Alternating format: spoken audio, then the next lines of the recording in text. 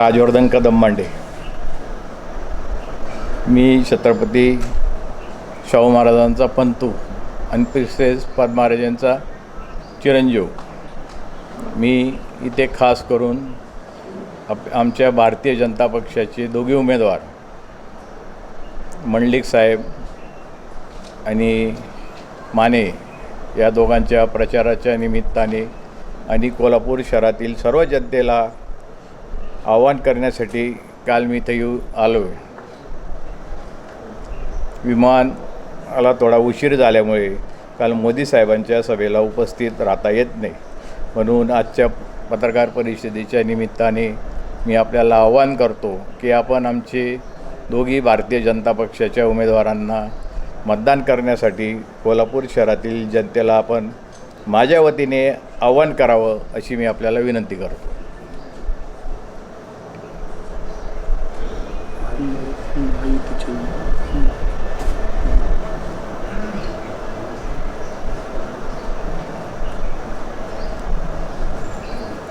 शहाजी महाराजांचे वारस म्हणून होऊ शकतील, पण छत्रपती राजाराम महाराजांचे किंवा छत्रपती शहाजी महाराजांचे ते वारस होऊ शकत नाही.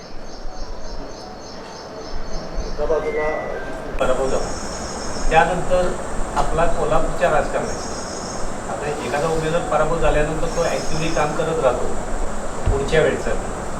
तसं आपण काही ॲक्टिव्ह राहिला? मी ॲक्टिव्ह होतो, पण 1900 नाही कोल्हापूरलाही राहत होतो. मी जुन्या राजवाड्यात भवानी मंडपामध्ये माझं वास्तव्य होतं.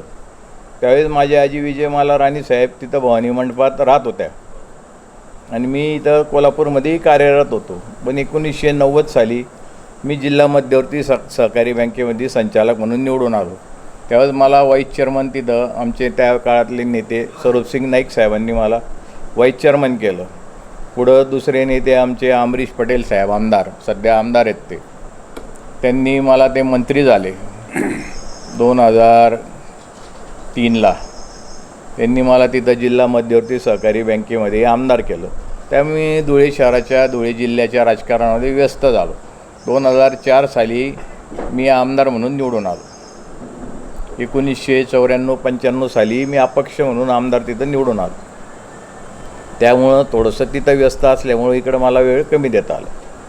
आणि आजही मी कोल्हापूरला येत असतो.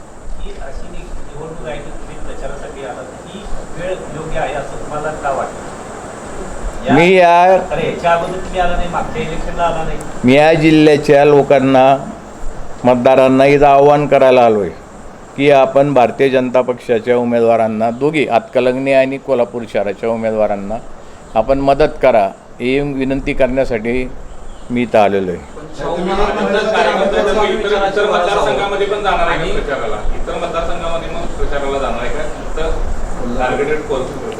नाही, कोल्हापूर आणि हातकलंगणे दोघी मतदारसंघामध्ये राहणार नाही. मला जेवढा वेळ मिळेल मी धुळे मतदारसंघामध्ये प्रचार आहे, तिथं मी प्रचार प्रमुख आहे. तिथलाही मला प्रचार करायचा आहे, कोल्हापूर जिल्ह्यातही प्रचार करायचा आहे. दोघी कोल्हापूर मतदारसंघामध्ये आणि हातकलंगणे मतदारसंघामध्ये दोघी ठिकाणी मी जाणार आहे. राजकारणातली व्यक्ती या निवडणुकीत आपलं नागरिकांचं जनतेचं मत आजमावत आहे म्हणून तुम्हाला भाजपने इकडे पाठवलं आहे का प्रचारासाठी? ते आपण ठरवायचं.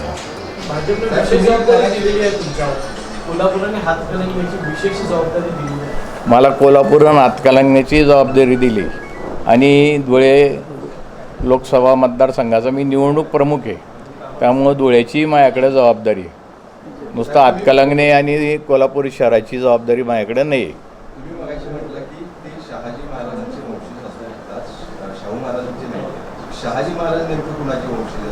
शहाजी महाराज हे शाहू महाराजांचे बाचे होते, म्हणजे राजाराम महाराजांचे बाचे होते. त्यावेळेस ब्रिटिश काळामध्ये राजगादी आपल्याला मोकळी ठेवता येत नव्हती, म्हणून ताराराणी राणीसाहेबांनी ज्या आईंच्या आई होत्या, सख्या आई होत्या, बडोद्याच्या मोठ्या प्रिन्सेस होत्या, त्यांनी त्याला दत्तक घेतलं. शहाजी महाराजांना जे आईंचे आतेभाऊ होते यांनी कमिटमेंट केलं होतं, म्हणून ते इथले कोल्हापूरला दत्तक आले ते मूळचे देवाचे तुकोजीराव महाराज, तुकोजीराव पवार म्हणून त्यांचं नाव होतं. सध्या ते कोल्हापूरचे पण शाहू उमेदवार महाराजांचे असलेले वंशज नाहीत असं म्हणायचं की ते शाहू महाराजांचे थेट वंशज नाहीत असं म्हणायचं. कसं काय म्हणणार मी? शहाजी महाराजही वंशज होते. कोल्हापूरचे उमेदवार जे आहेत ते म्हणतात की थेट आम्ही थेट आम्ही पुरोगामी विचारांचा हे घेऊन पुढे जातोय. तर याबद्दल आपली भूमिका अगेन्स्ट आहे. तर याबद्दल माझी भूमिका अगेन्स्ट कसं काय ठरवलं तुम्ही? प्रचाराला तुम्ही भाजपच्या जर असेल तर उमेदवार विरोधात आहे ना. जर प्रचाराला आपण भाजपच्या आला, भाजप विरुद्ध महाविकास आघाडी विरुद्ध महायुती असं चालू आहे. तर आपली भूमिका महायुतीच्याच बाजूने आलो मी, भाजपच्याच बाजूने मी प्रचाराला आलो. आणि कोणी सांगितलं की भारतीय जनता पक्ष हा शाहू महाराजांच्या विचाराच्या विरोधात आहे? महाराज महायुतीचे उमेदवार म्हणतात की त्याच्या छत्रपती घराण्यानं राजर्षी छत्रपती शाहू महाराजांना त्यांच्या कामाला साजेसं काम केलेलं नाही आहे. बरोबर म्हणताय ते. थेट विचारांचे रक्ताचे वारसदार आहात म्हणतात. तुम्ही आत्तापर्यंत काय साजेसं काम केलं? तुम्ही आत्तापर्यंत काय एकूणच तुमचं काम काय आहे? साजेसं राजर्षी छत्रपती शाहू महाराजांना साजेसं काय काम? मी त्यांचे विचार लोकांमध्ये पसरवले.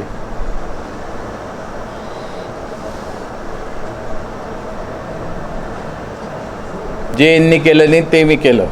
मी जनतेपर्यंत गेलो. यांनी शाहू महाराजांचे विचार लोकांपर्यंत नेले.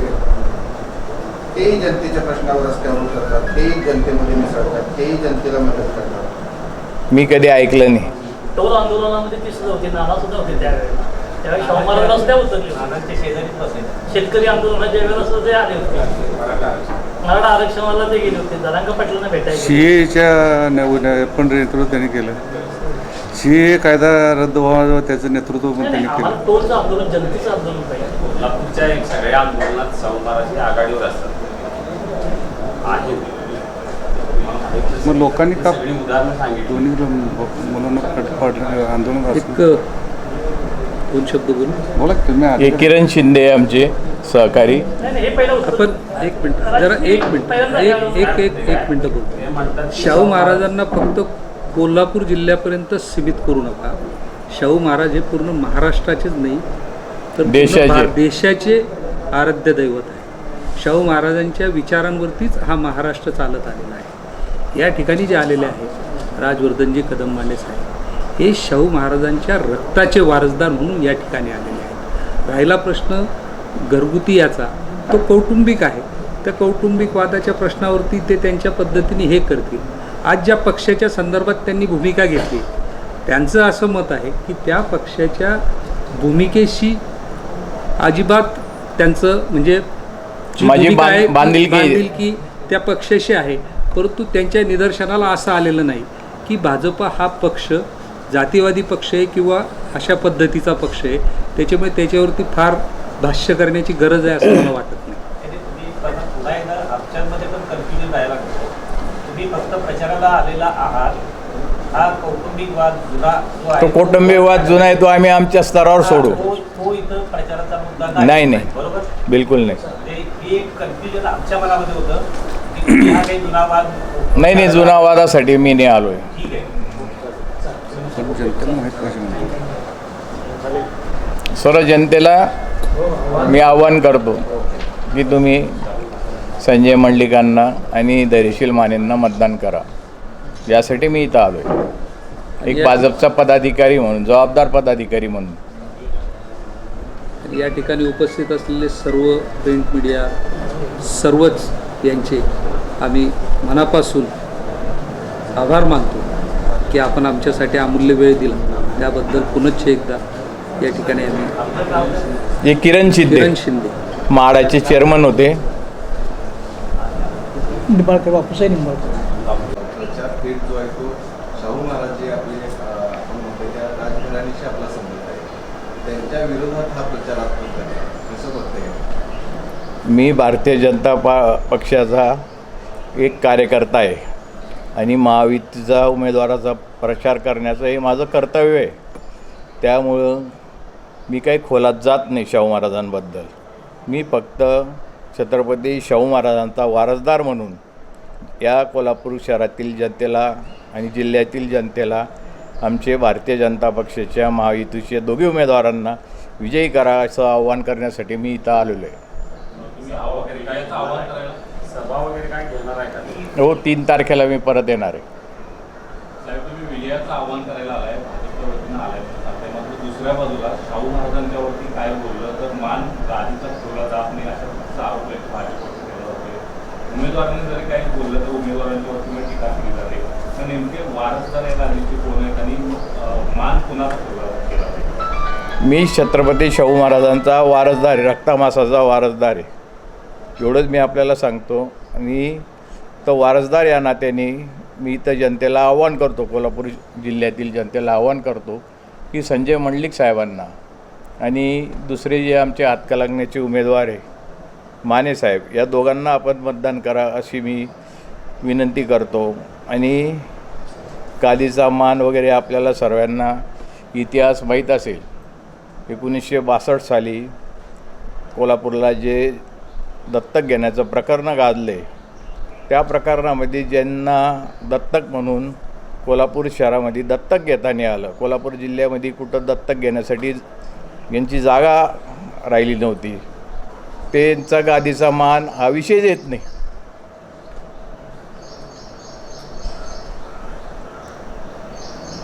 ते व्यक्ती कोण विचारांना आव्हान देतं? त्यांचा विचार असा येतोय की एकीकडे शाहू छत्रपती महाराजांचे वारसदार होत असं सांगतात आणि बरोबर शाहू महाराजांच्या विरोधात जी भूमिका घेतात त्यांचा तुम्ही शाहू महाराजांच्या विरोधात कुठलीच भूमिका मी घेतलेली नाही, त्यांनी पण घेतलेलं नाही, उमेदवारांनी पण घेतलेलं नाही, उमेदवारांनी बी घेतली नाही. साहेब, एक प्रश्न आहे की शाहू महाराजांचे आपण वंशज आहेत सांगताय, मात्र शाहू महाराजांनी आरक्षणासंदर्भात मोठे निर्णय घेतले होते, मात्र भाजप जे आहे ते या संदर्भात आरक्षण काढण्यासंदर्भात काही गोष्टी करताना पाहायला मिळतात, अशी टीका देखील काँग्रेसकडून करताना ती चुकीची आहे. तो प्रश्न न्यायालयानं तो प्रश्न सोडवला जाईल आणि भारतीय जनता पक्षाचा त्या आरक्षणाच्या ह्याच्यामध्ये न्यायालय जो निर्णय देईल त्याला पाठिंबा असेल. तो आमचा घरगुती वाद आहे, मी सांगितलं ना, त्याच्याबद्दल मी बोलणार नाही. आता तुम्ही प्रचारासाठीच आलाय म्हणून विचारतो. मी प्रचारासाठी आलेलो आहे. म्हणूनच विचारतो की आता छत्रपती शाहू महाराज निवडणुकीला उभे आहेत आणि विविध पक्ष संघटना त्यांना पाठिंबा देताना पाहिजे. एमआयएमचा पाठिंबा त्यांनी मागितला नाही तरी पण एमआयएमचा पाठिंबा दिला गेला आहे. त्यावरून कोल्हापूरचं राजकीय वातावरण सुद्धा आपल्याजवळ आहे. खरं तर आपल्याला माहिती आहे की छत्रपतीचे अनेक मंदिरं आणि उद्ध्वस्त करण्यासाठी मोगलांनी अनेक यांनी आक्रमण केले होते आणि अशा पातळीवरती तो पाठिंबा आणि हे राजकीय वातावरण तुम्ही कसं की त्यांनी ठरवायचं आहे कोणाचा पाठिंबा घ्यायचा किंवा नाही घ्यायचा. मी मागच्या वेळेस धुळे शहरामधून अपक्ष निवडणूक लढवली, माझ्या विरोधात एमआयएमचा उमेदवार होता, फक्त तो 2300 मतांनी निवडून आला. त्यामुळे त्याचा पाठिंबा घ्यायचा का न घ्यायचा हे त्यांनी ठरवायचं. तुम्हाला माहीत असेल की मुस्लिम त्यावेळेसच्या राजांनी, त्यावेळेसच्या सुलतानांनी हिंदूंचे अनेक मंदिरं उद्ध्वस्त केले, अनेक मंदिरं पाडली. त्यामुळं त्यांचा पाठिंबा घ्यायचा किंवा न घ्यायचा हा त्यांचा विषय. शाहू महाराजांच्या रक्ताचे वारस आहात, पण कोल्हापूरशी तुमचे ऋणानुबंध कमी आहेत असं वाटत नाही? मी नेहमी कोल्हापूरला येतो, कोल्हापूरच्या जनतेला मी भेट देतो. महाराज साहेब, 1984 आपण हातकणंगले लोकसभा मतदारसंघातून लढवली होती. बरोबर, त्यावेळेस तुम्ही शरद पवारांच्याकडे होते. बरोबर. तुमचा आणि आता शरद पवारांच्या तुमचं काय मत आहे किंवा त्यानंतरची परिस्थिती आणि आत्ताचं राजकारण यामध्ये काय वाटतं? मी आता भारतीय जनता पक्षात आहोत, त्यामुळं मी त्याच्याबद्दल बोलू इच्छित नाही. नाही, पण त्यावेळेस मी इथलं निवडणूक लढवली होती ना आमच्या इथं. मी निवडणूक लढवली होती ना. एकंदरीत शरद पवारांच्या विषयी तुमचं वैयक्तिक नो कॉमेंट्स. भविष्यात कोल्हापूरात सक्रिय होत आहे, भविष्यकाळात कोल्हापूर मी आता धुळे जिल्ह्यामध्ये, धुळे शहरामध्ये सध्या राजकारणामध्ये व्यस्त आहे. मी जिल्हा मध्यवर्ती सहकारी बँकेचा, धुळे व नंदुरबार 2 जिल्ह्याची बँक आहे आमची. महाराष्ट्रामध्ये एकमेव बँक आहे की 2 जिल्ह्याची बँक आहे. त्या बँकेचा मी गेल्या 22.5 वर्षापासून चेअरमन आहे आणि 25 वर्ष त्या बँकेचा चेअरमन राहण्याचा महाराष्ट्रामध्ये एकमेव मी असा माणूस आहे की जे 25 वर्ष राहू शकतो. आणि मी अनेक निवडणुकीमध्ये आमदार म्हणून निवडून आलेलो आहे.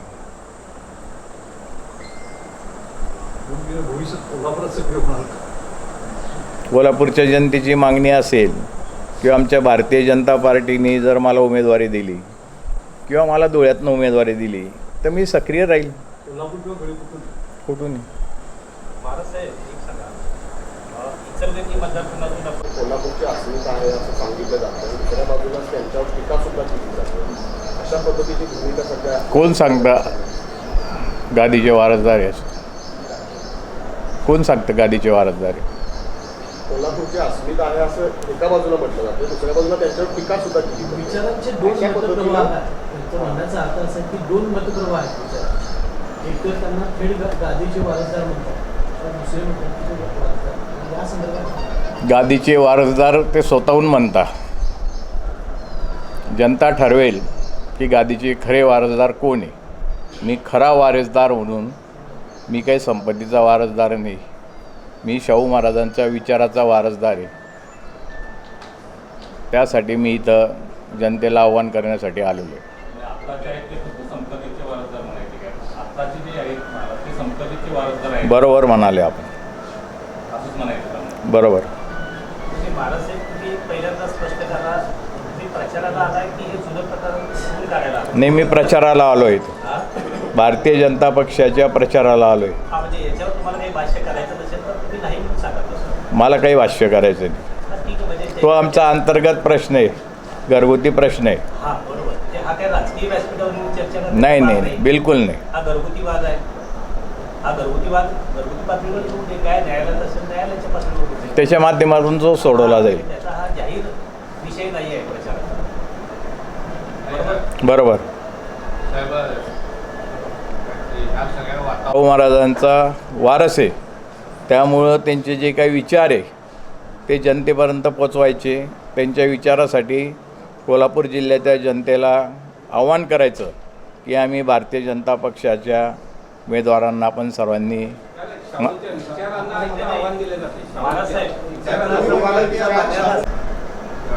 संभाजीराजांचा अनुभव माहीत आहे. यापूर्वी त्यांना पराभवाचे 2 अनुभव माहीत असतात सुद्धा यांचा राजकीय बळी दिला जातोय अशी तक्रार म्हणजे एक असा सूर अडवला जातोय. खरोखर त्यांचा राजकीय बळी दिला हे त्यांनी ठरवायचं, शाहू महाराजांनी ठरवायचं. राजकीय बळी झाला असं वाटते का? त्यांना राजकीय प्यादं बनवलं असं वाटते का? ते त्यांनी ठरवायचं. मी फक्त भारतीय जनता पक्षाच्या दोघी उमेदवारांच्या प्रचारासाठी इथं आलो आहे. सर, आपण आता म्हणाला की हा आमचा घरगुती वाद आहे, जो घरगुती पातळीवर चालू झाला. पण आपले भाजपचे जे उमेदवार आहेत ते मात्र व्यासपीठावर हा वाद पुन्हा पुन्हा चालू या संदर्भात मी तो वाद कधी ऐकला नाही. पूर्ण माध्यमांमध्ये त्याच्या क्लिप व्हायरल होत आहेत. राज्यभर त्याची चर्चा चालू झाली आहे. मंडलिकांचं स्टेटमेंट आहे, त्यांची चिरंजीवाचं स्टेटमेंट. हा आमचा घरगुती वाद आहे, आम्ही सोडू.